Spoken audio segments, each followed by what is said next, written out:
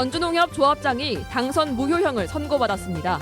부정으로 얼룩진 지난 조합장 선거로 낙마 위기에 몰린 조합장이 여러 명입니다. 군산 지역 상인들이 페이퍼코리아 이전 과정에 특혜 의혹을 제기하고 나서 파문이 일고 있습니다. 생산부터 유통까지 전 과정을 알 수 있는 이력제가 소고기에 이어 돼지고기에도 본격 도입됩니다.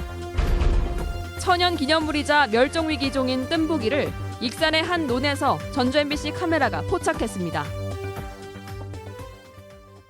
여러분 안녕하십니까? 계속해서 전북권 뉴스입니다. 선거법 위반 혐의로 도내 조합장 가운데 처음으로 직을 잃는 낙마자가 나왔습니다. 다른 조합장들도 선거 부정 혐의로 법정에 불려다니고 있어 전국 동시조합장 선거가 불법 탈법 선거라는 우려가 현실로 드러나고 있습니다. 보도에 이경희 기자입니다. 전주농협 박석유 조합장이 대법원에서 벌금 200만 원형을 선고받아 조합장직을 잃게 됐습니다. 박 조합장은 지난해 5월 직원 전체 회의에서 당시 전주시장에 출마한 임정엽 후보를 소개해 공직선거법 위반 혐의로 기소됐는데 1심과 2심에서 벌금 200만 원을 선고받은 데 이어 이번에 대법원에서 확정 판결을 받았습니다. 박 조합장은 동시 조합장 선거 당선자 가운데 도내 첫 낙마자로 기록됐습니다. 지금 중기선거 전부 다 깔아앉아 있는 상태죠. 선거법이 그런데 어떻게 하겠어요. 낙마 위기에 몰린 조합장은 또 있습니다. 도내 모 축협조합장은 조합원에게 불법으로 지지를 호소하고 운동원에게 금품을 건넨 혐의로 이달 초 1심 법원에서 징역형을 선고받고 2심이 진행 중입니다.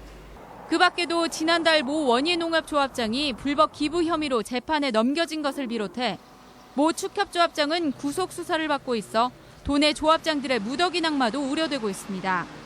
선출한 조합장들이 잇따라 수사선상에 오르자 조합원들의 실망감이 커지고 있습니다.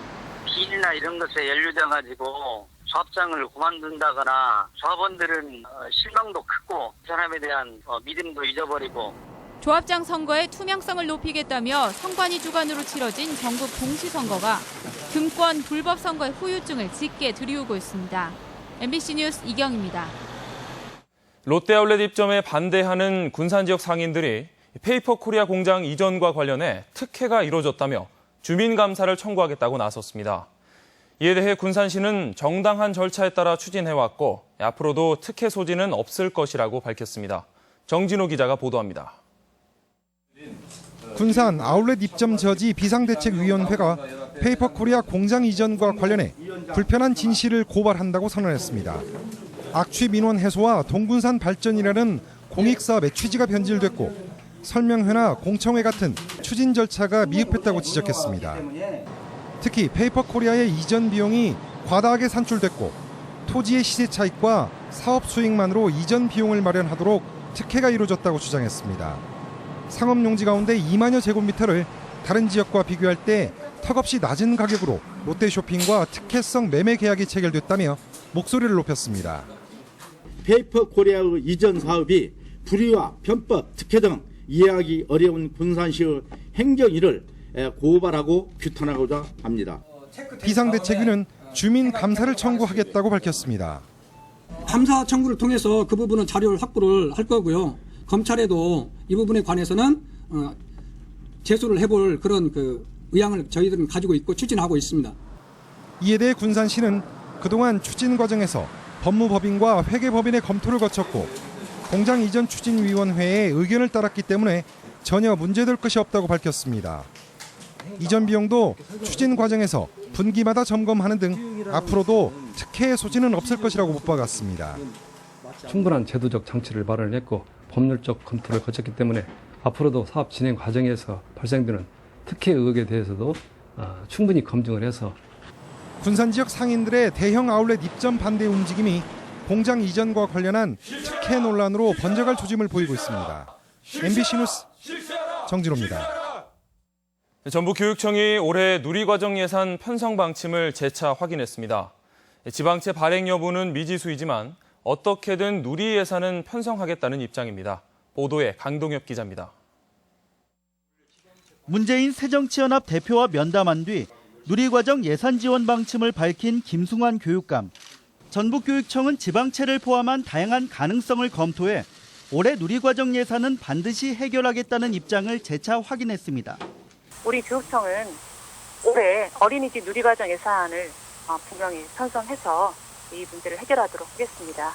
보육 수요자들에 대한 예산 지원 중단이라는 현실과 약속을 어긴 정부에 대한 투쟁, 두 가지 입장 사이에서 갈등을 거듭하던 김교육감은 문 대표의 방문과 면담이라는 형식을 통해 선 예산 지원 후 투쟁 방식으로 선회했습니다. 양측은 며칠 전부터 전북의 누리과정 예산에 대한 의견을 조율한 것으로 알려졌으며 결국 제1야당의 대표가 방문해 김 교육감에게 출구를 열어준 셈입니다. 전당 차원의 현안으로 삼아 해결해 나가려는 모습에 깊은 감사와 신뢰를 보내는 바입니다. 이런 가운데 문 대표와 면담한 김승환 교육감이 김상곤 새정치민주연합 혁신위원장과도 만남을 가져 관심을 모으고 있습니다. 이번 만남은 김 위원장이 어제 광주에서 당 혁신안을 발표한 뒤 비공식 일정으로 교육감을 찾아오면서 이루어졌으며 저녁 식사를 함께한 것으로 전해져 만남의 배경과 둘 사이에 오간 대화에 이목이 집중되고 있습니다.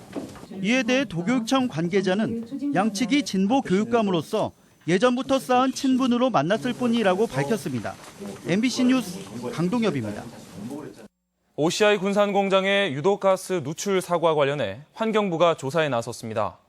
환경부는 지난 22일 발생한 OCI 군산공장의 사염화교소 누출 사고와 관련해 새만금 환경청에 사고 수습본부를 설치하고 화학사고 조사단을 구성해 주변 환경과 주민들에 대한 영향조사를 하고 있으며 위법 사실이 드러나면 조치할 계획입니다.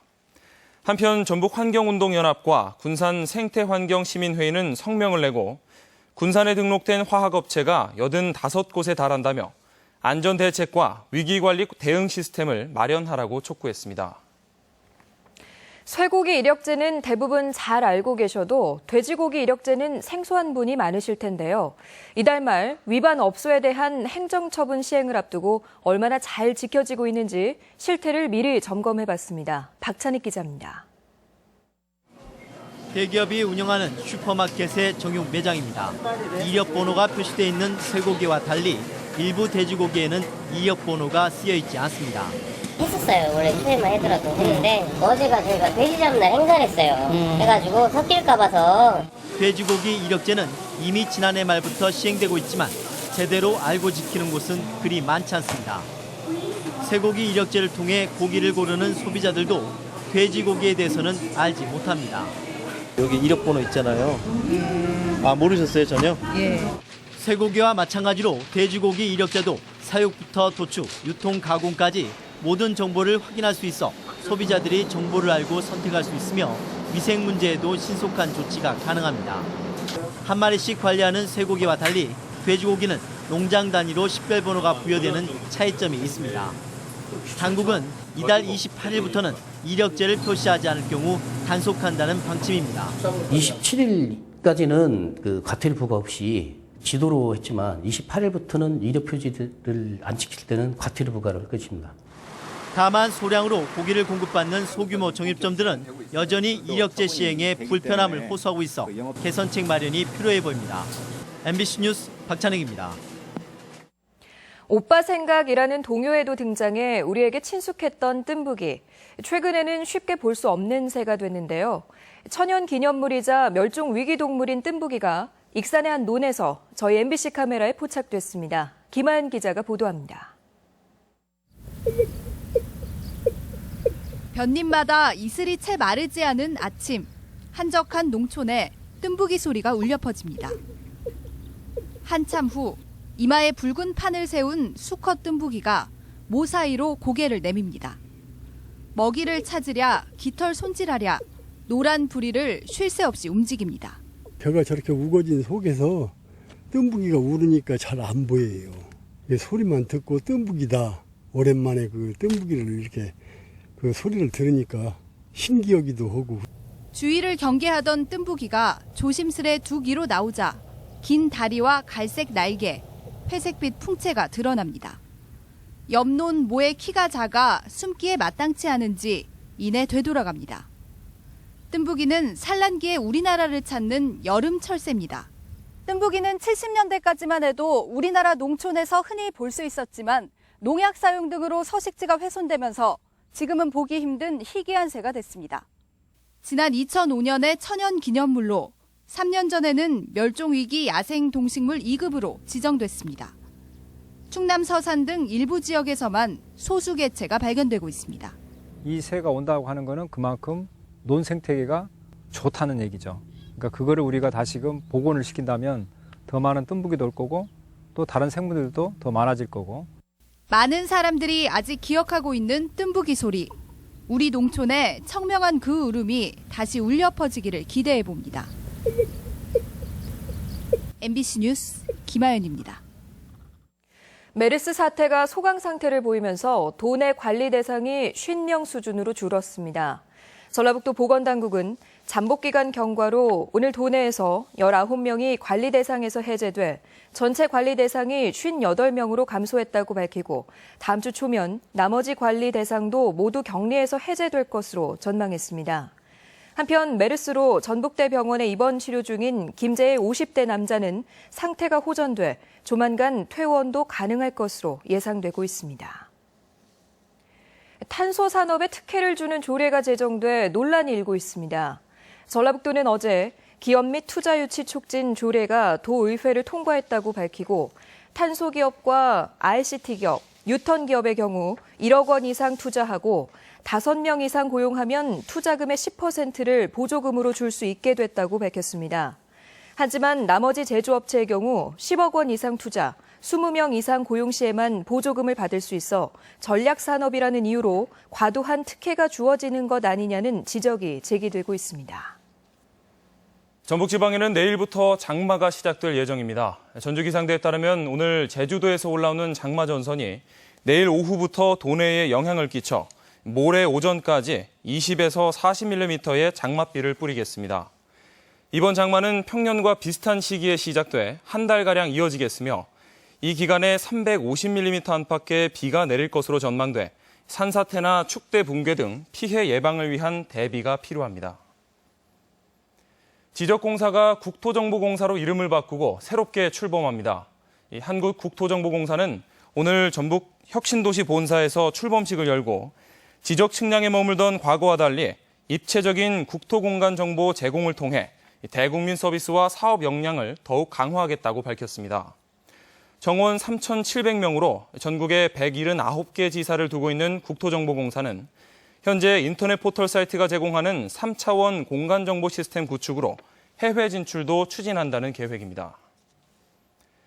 유네스코 인류 무형문화유산으로 등재된 농악의 활성화 사업이 추진됩니다.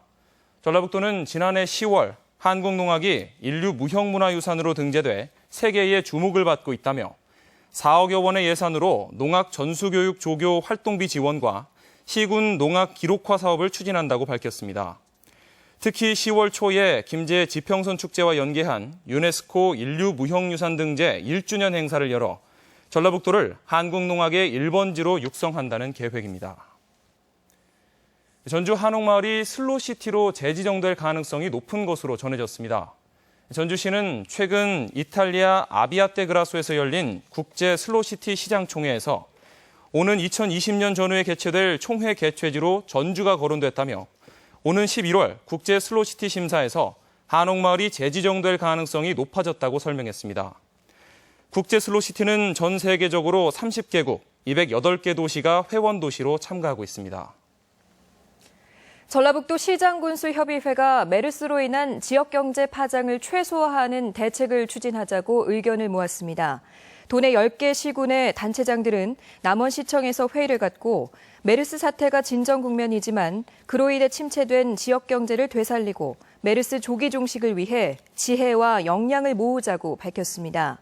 또 송변전 설비 주변 지역 보상도 정부에 건의하기로 했습니다. 전북권 소식이었습니다.